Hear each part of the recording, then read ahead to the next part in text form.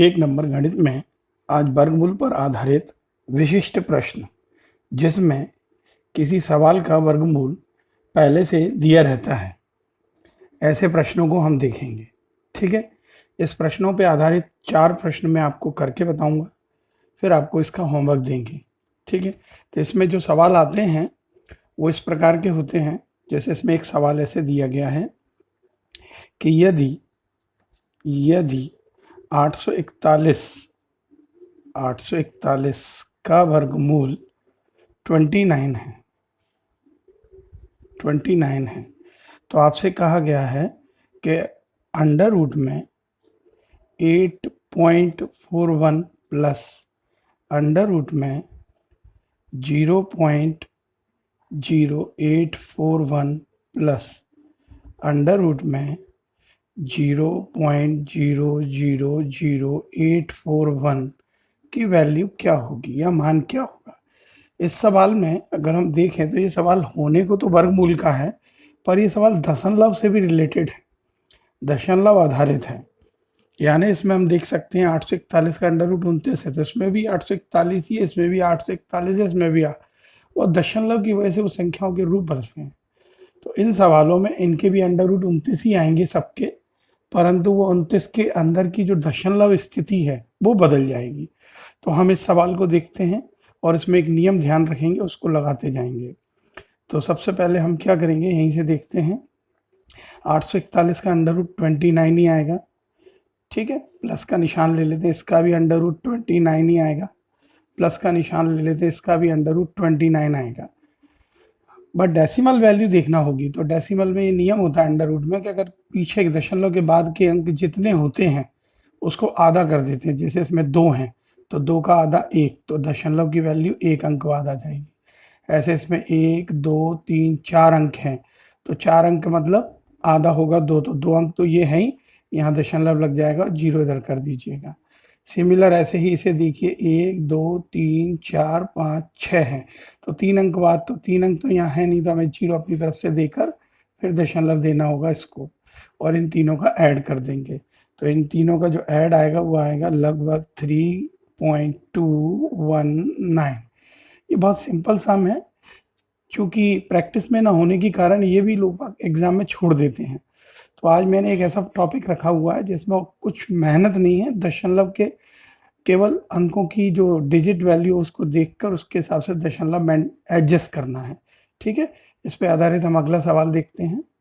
अगले सम में यहाँ दिया है, यदि 961 का वर्गमूल 31 है, तो आपको दशमलव में अंडर रूट दिए गए 9.61, अंडर रूट में 0.0961, अंडर रूट में 0.000961 का वैल्यू क्या होगा।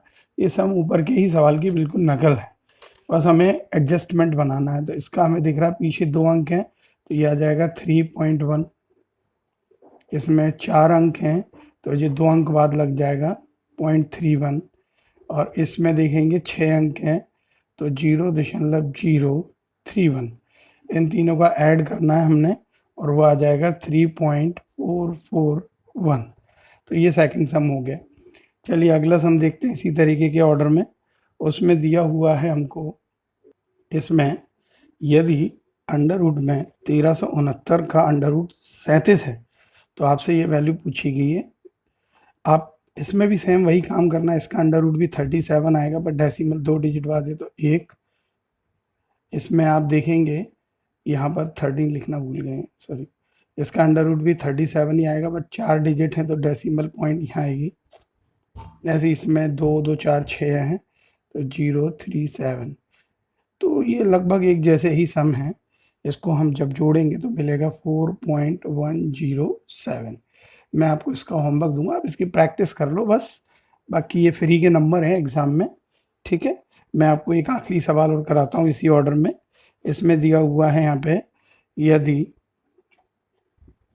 अंडर रूट में 1681 का जो अंडर रूट है वो आपको 41 है, तो आपसे डिमांड की गई है, वो सब मैं लिख देता हूँ यहाँ पे। ये लिखा हुआ है 16.81 प्लस अंडर रूट में 0.1681 प्लस 0.001681 का वैल्यू क्या होगा। सिमिलर ऊपर वाले सवाल की तरह वन लाइन में हो जाना चाहिए। तो ये आ जाएगा 4.1, ठीक है। यहाँ पे आ जाना चाहिए 0.41 और यहाँ पर आ जाना चाहिए 0.041। आप इसको सॉल्व कर लीजिए तो ये आ जाएगा 4.551, ठीक है। आज मैंने एक सरल चैप्टर के रूप में इसे रखा था, आप इसकी प्रैक्टिस करना, मैं इसका होमवर्क देने वाला हूँ। इसमें कुछ अलग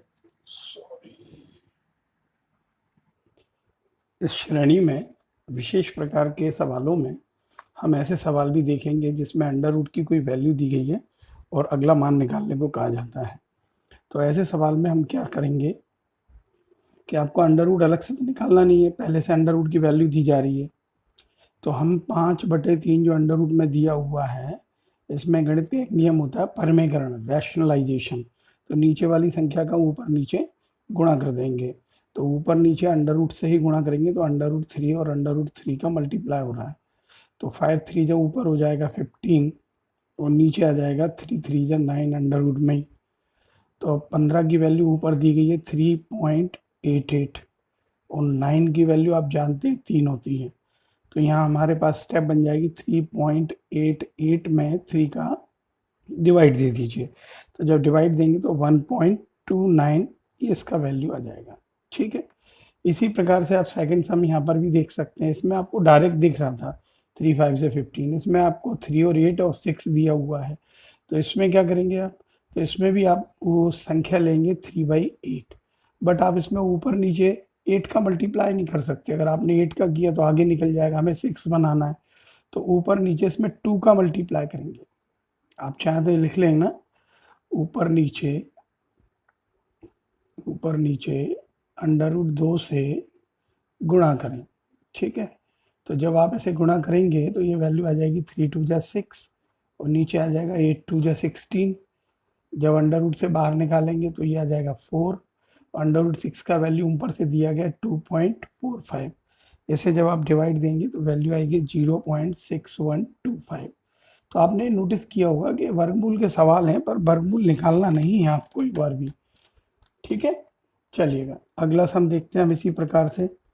इसमें दिया है यदि अंडर रूट 2 की वैल्यू जो है 1.414 है तो आपसे बोली गई है कि अंडर रूट 50 की वैल्यू बताइए क्या होगी। तो ऐसे में आपको 50 का वैल्यू नहीं निकालना है, केवल 50 को तोड़ के रखना है। तो आप 50 को कैसे तोड़ सकते हैं, आप 50 को लिख सकते हैं यहाँ से 25 × 2। इसके आगे आप 25 को बाहर निकाल दीजिए या दोनों के अंडर रूट अलग अलग कर लीजिए तो आ जाएगा 5 अंडर रूट 2। 5 अपनी जगह रहने दीजिए। अंडर रूट 2 की वैल्यू दे रखी है 1.414। आप 5 से सिंपल मल्टीप्लाई करिएगा तो ये आ जाएगा 7.07। 0 दशमलव के बाद वैसे 0 की कोई वैल्यू नहीं होती। तो आप नोटिस कर रहे होंगे किसी भी सवाल में आपको अंडर रूट नहीं निकालना, फिर भी इतनी बड़ी बड़ी संख्याओं के अंडर रूट निकल रहे हैं।